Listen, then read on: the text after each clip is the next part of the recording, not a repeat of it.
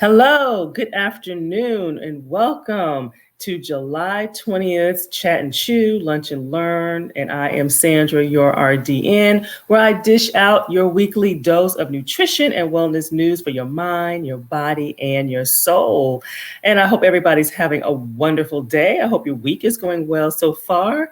And for those who tune in live with me every week, I appreciate you taking time to tune in with me. And I pray that you continue to do so. I love coming on live. I love sharing. I love engaging. And so we're going to have some fun today. And so for those who are listening to the replay, I thank you for kind of pausing and taking time out of your busy schedule to tune in and to listen to, what I have to say. And hopefully that will help to move you forward in your journey with health and weight loss. And so we're continuing the series on managing a social life without gaining weight. And so this week today we're going to talk about the skinny on how to include desserts into your weight loss plan. Okay, so interesting, huh? So desserts and weight loss. So the two do not have to be mutually exclusive, but that's usually what happens, right? In fact, if you love sweets, cutting them out altogether could hurt you rather than help you when you're trying to lose weight. Then think about that, huh? So yes, you can actually have your cake, you can eat it too, and still lose weight. And the key is making healthier choices when it comes to eating desserts, okay? Whether it's what you're eating or how often you're eating or how much you're eating. All of these things play a role. So stay tuned to the end. I'm going to talk about 3 common mistakes that are made when it comes to desserts and how it can actually derail your weight loss progress. All right. And so I see people chiming in. So please feel free to say hello to me. And actually, while you all are chiming in, I am going to get my window set so I can see your comments. So give me 1 second. While you all are chiming. Okay. You probably can hear the echoes from the other windows, but let me get set up. So when you all do chime in, I'm able to see your name and I'm able to respond to you directly. So I got one more. And then I am going to get into the introductions of myself, and then we're going to jump right in. And I'm able to respond to you. All right. Hey, Tanika. I see Tanika on. Hope you're having a great day. All right. And anybody else, as you chime in, please feel free to give me a shout out. And so my name is Sandra Goltry, and I am a registered dietitian, licensed nutritionist. And my mission is to simply show people how to use food to work for them instead of thinking of food as the enemy. And so I take joy in actually adding foods to your food list instead of adding foods to that avoidance list that most people have a long list of. And the whole goal is so you'll feel better, lose weight, have energy without feeling deprived, without feeling, feeling like you're on a diet. So that's really what it's all about. We want to turn this into a lifestyle. And so again, as I see people chiming in, please feel free to say hello to me. And so again, today's theme, I'm continuing the theme for July, is managing a social life without gaining weight. And part of managing a social life, we know, is eating out, going to events, fellowshipping, and it usually, in most cases, will involve something sweet, right? Okay. And so dessert is usually the first thing to kind of get tossed when we kind of make that decision to buckle down and to lose weight, right? But there's some recent studies that they did with people who ate desserts. And so when they actually choose the dessert or know the dessert that they want to have while they're at the restaurant, before they order their food, then the food choices that they make tend to differ. They're healthier choices because they know they want this dessert, versus those who order, what they want to order, and then they kind of decide after they eat their meal, oh, okay, I want dessert after all. In those cases, people tend to choose a higher calorie dish, and then on top of that, have dessert. So actually those who actually decide ahead of time that they know they want dessert tend to eat fewer calories. So that's kind of what some recent studies are beginning to show. So fruit for thought, huh? So I have a question for each one of you to kick things off. My initial poll is, what is your pleasure? So when you are at a restaurant or even at home, do you eat dessert or do you avoid dessert, especially if you are kind of, you're losing weight or you trying to get your labs improved or things like that? So what do you choose? Okay. Do you choose to avoid dessert or do you eat dessert? Okay. Now, how will enjoying dessert actually help you to lose weight? Okay, so while you guys are chiming in, I want to share with you 3 simple points on how enjoying dessert can actually help you lose weight. One, it will make you feel less deprived, okay? Because we tend to desire exactly what we're not supposed to have, right? Or we feel like we're not supposed to have. You're less likely to binge because, again, it piggybacks off feeling deprived. When you feel deprived, you can do it for a finite amount, a period of time. Some people can go a week, some people can go 2 weeks, but eventually it backfires, right? And then it helps you to stay on track during the long run, okay? Especially when you reach your goals. And I will admit, when people deprive a little too much, it's very hard to reach your weight loss goals. Most people don't reach them if they deprive too much trying to get to their goals. But if you are able to reach your goals, then how do you maintain that? How do you stay on track for the long haul? And so that's really what we are talking about here. Let's see here. Krista says she eats dessert. Well, good. She says she's not cutting out her dessert. I see Ronnie on. Hi, nice to see you on. She eats desserts and manage my dinner by eating less. So she actually did exactly what that study said. She knew, hey, I want this dessert. And so therefore, I'm going to kind of make different choices because I want to have this dessert. And I saw another comment I'm going to grab. Tanika says she avoids desserts in restaurants unless it's BJ's. But at home, I eat dessert not all the time. Yeah, and I enjoy. Are you talking about the what is it? The cookie pizza thing, the Pazookies? I like those too. They're good, if that's what you're talking about. But they are good. They do have the minis. I don't know if you know that they have the big ones and they do have the minis. So if you're trying to control it a little bit more, you can get the mini instead. As a little hint. All right, so let's go into the key is to avoid making these 3 common mistakes when it comes to having dessert. So, because we can't have it, we can balance having sweets and desserts and what we call added sugar into a healthy eating pattern. All right. And so mistake number 1 is overdoing it. Okay. And so overdoing it can look different for different people. So let me put the title up here and let's see here. Yep. Tanika co-signed with the Pazookie. They're good. I must say, I eat them too when I go there. And so overdoing it can look different for different people. So for some, it's mismanaging the portion size. Okay. So, and this can get in the way of your weight loss effort. So you can enjoy that chocolate ice cream cone, which can come in at about 400 calories. But sitting down, eating an entire pint of Ben & Jerry's is a whole nother story. That can come in at around 1,200 calories. So we got to really be careful with our portion sizes. The frequency is also key in which you indulge. So, and that can cost you from reaching your goals too. So if you're eating that same chocolate ice cream cone a couple of times a week, then that can also stall your weight loss efforts just because of the frequency of it. And then the key is to keep the portions in mind. And however, but you don't want to feel stuffed either as a result of eating it as well. So so how frequently you eat it and how much you eat it also plays a very important role. And so if you feel sometimes that you need to have a dessert every day, which that is totally doable and totally understandable because this changing lifestyles, losing weight, changing mindset, this stuff takes time. So I don't expect for a person to just go cold turkey or to go from, you say you have 3 cookies every day to none. You know, it's a process. So if you feel like you have to have something every day to kind of, help with the edge until you, get a little stronger, then it just comes down to the portion size. And so that can come down to a square piece of dark chocolate, one of the mini ice cream sandwiches, or a small cookie just to take the edge off so you're not feeling like you're just totally depriving yourself, but yet you're not sabotaging your weight loss goals at the same time. And this is where those 100, 150 calorie, those prepackaged little desserts can come in handy to take the edge off because at least a portion. But the key is you have to limit it to 1 in order for it to really benefit you. So if you're eating 4 and 5 of them, then you've pretty much, ate a dessert. So you pretty much kind of defeated the purpose, right?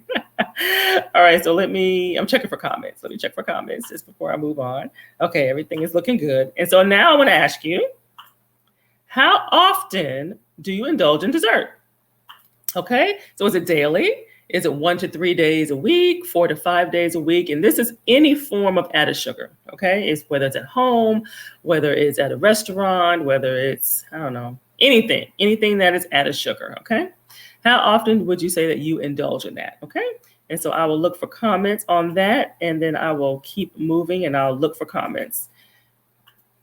All right, so mistake number 2, okay, when it comes to weight loss and having dessert, and that is feeling guilty, okay, feeling guilty after eating dessert. All right, so I don't have a banner for this, but I would love to know if you feel any kind of guilt or shame after you eat dessert, because usually that's a very common feeling when people kind of make that decision. Oh, I'm going to lose weight, and then when they do something that they feel like is off plan, then they kind of feel guilty about it. All right, so I see 1 to 3 days, 1 to 2 days. Okay, not bad at all.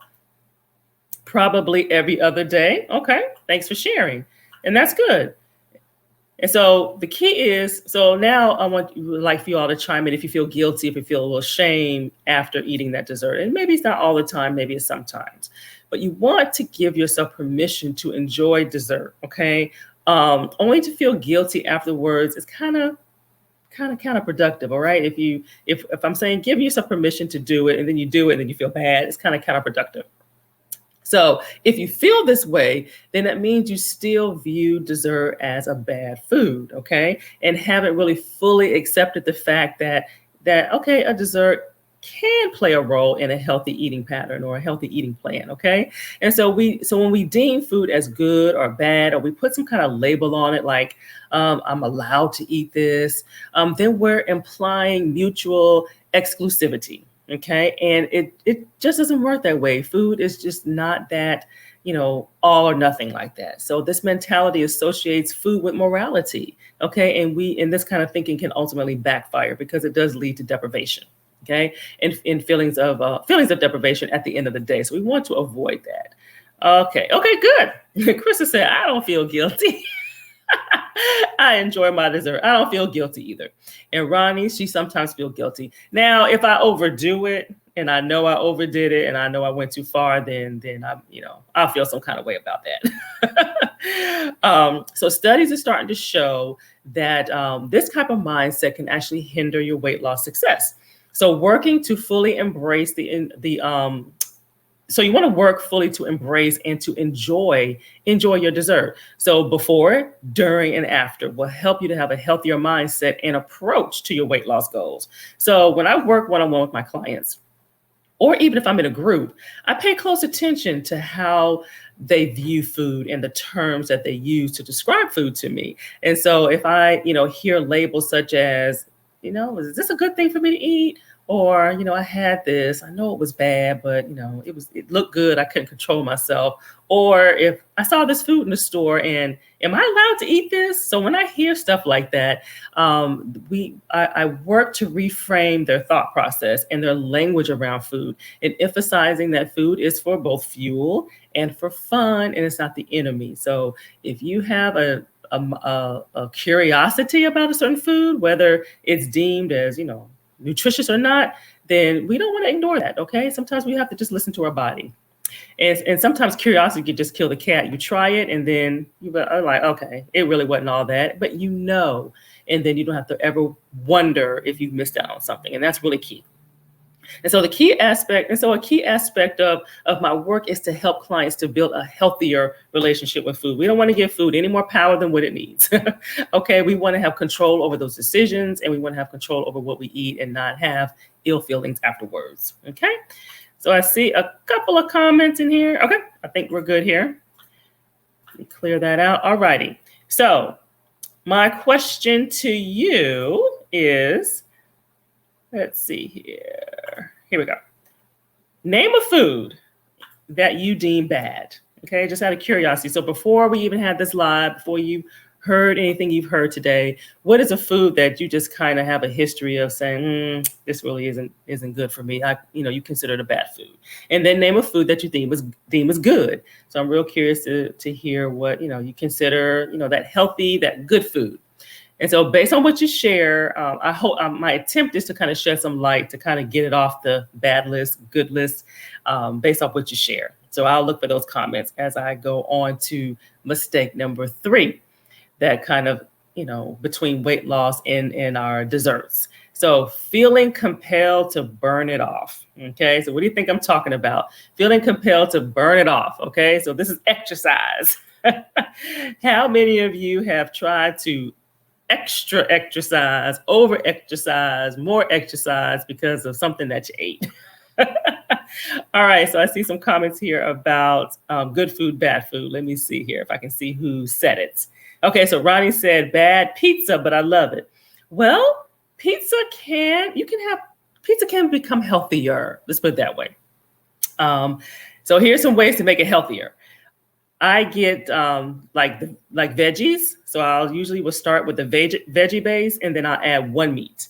So usually where we get into trouble is we have the pepperoni, we have the sausage, we have the 3-meat pizza, and then we have extra cheese, and then we have, all that other stuff on there. So that's what we want to kind of, so we can't make it healthier. Of course, we know thin crust or even the regular crust is going to be better than the deep dish. But hey, sometimes you want the deep dish. Sometimes you want all that. So it just depends. But there's ways to make it healthier where you're not taking such a big hit. And then have a big salad with it. So you're not eating like 4 pieces of it. Have a big salad and we can cut it down to 1 or 2. So there's some ways to work around it. So hopefully that'll help. Let's see here. I don't have a bad food. This is Tanika. I don't have a bad food. Too much chocolate chip cookies are bad. Yes, well, again, moderation. So we know that, it's fun food. It's fun food. And sometimes we have to take care of that. But again, moderation. That's all I'm going to say. Moderation and frequency for you. Moderation and frequency. So maybe you got to have your set day, where you're going to have your cookie or cookies and then, leave it at that. So moderation. Okay, Ronnie says a good food is most vegetable dishes and fish. Okay, well, that is, depending on how it's prepared. If it's at a restaurant, maybe not, because they do add oil and butter and seasoning, but in its natural state, then absolutely it is. Thank you all for sharing that. That was good. All right, so let's get back to this burning it off. Okay, so at the end of the day, I was guilty of this. I have been guilty of this. You can't outwork out a bad diet. So if you overindulge, it's done. Okay, it's done. You don't need to spend an extra hour in the gym. You don't need to spend an extra hour on cardio, whatever it is you think that's going to burn it off. It just doesn't work that way. Okay, how we eat is 80% of the equation. The Fitbit may say you burn 1,000 calories, but in one workout, but trust me, that's not 100% accurate. So this line of thinking goes with feeling guilty. We feel guilty or we feel ashamed about eating that dessert. Okay, especially if we overdid it. Usually we want to do this when we know we overdid it, and sometimes it happens. So you're viewing dessert as bad, and therefore you feel a need to get rid of it. To get rid of it fast. But that's not how our body works. It's way more sophisticated than that. And so this mentality means that you really haven't fully given yourself permission to enjoy dessert. And while trying to lose weight and you feel the need to correct the misstep by trying to, burn off the calories. And honestly, y'all, that is a form of punishing yourself through exercise. So don't use exercise as a means of punishment. Exercise is a wonderful thing. It is a blessing to be able to move your bodies in that way. So we don't want to view exercise as punishment and as a solution for overeating. Okay, once it's done, it's done. Let me see here. I see a comment in here. I want to see if I can catch it. I have over-exercised trying to burn. Yes, we all have done it. We all have done it. So just know that it's just going to take time. We just got to get back on the saddle and have that healthy plan. Okay, not a restrictive plan. And another mistake that people make is they'll not eat the next day because they know they're overate. So don't do that either. Okay, what's done is done. Can't undo it. All right. So again, we want to try to reframe how you view food and exercise. They are totally independent. Yes, they work together synergistically if we are eating adequately. and we're eating enough calories to support our body needs, and then we're exercising effectively and cross-training and resting and stretching and not trying to overdo it. So when all those two things are done correctly, then they work together synergistically, okay? But as far as trying to burn off calories you ate, try not to look at them that way. Keep them independent. So if you find yourself struggling with this, reach out to me personally, and we can, come up with some strategies. Or I can explain to you a little bit more why it just doesn't work like that. Okay, it's a little bit more complex than that. All right. All righty. Let's see here. So some of you have already chimed in and answered this one. So if you are compelled to work out, or and most people, like I said, have been there, done that. We have been there, done that. Okay. And here we go. There's a question right there. Been there, done that. If you've ever worked out, and I know Ronnie's already admitted it, and I know I've done it. Most of us have done it. And sometimes we do it without really even thinking about it. Okay. We just kind of inadvertently, oh, okay, I overate. Let me exercise more the next day. It was just kind of like a autopilot. Okay. All right. So let's bring this thing on home. Let's see here. Let me give you the last banner. Okay.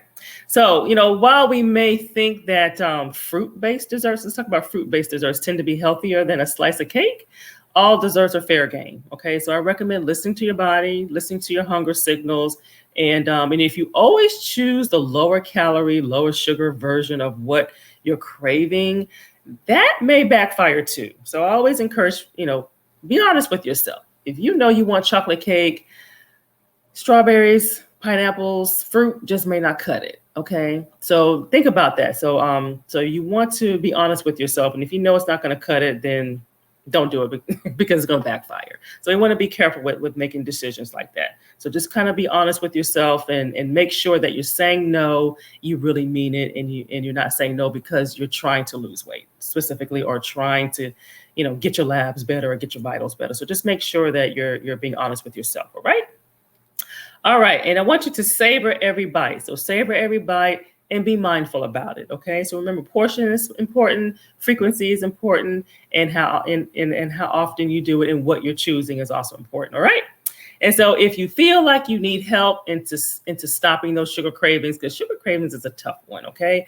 And it still goes in line with emotional eating and stress eating and things of that nature. So it's a tough thing to shake, especially if it's become habitual, okay? Meaning you just do it and you're on autopilot, and sometimes you don't even know you're doing it. So it is difficult to shake, but it is very, very possible. So if you feel like you need some help on getting on track with those sugar cravings and balancing desserts with your health, with weight loss, or maybe a health condition that you have, then let's talk about it. Okay. Don't try to figure this thing out on your own.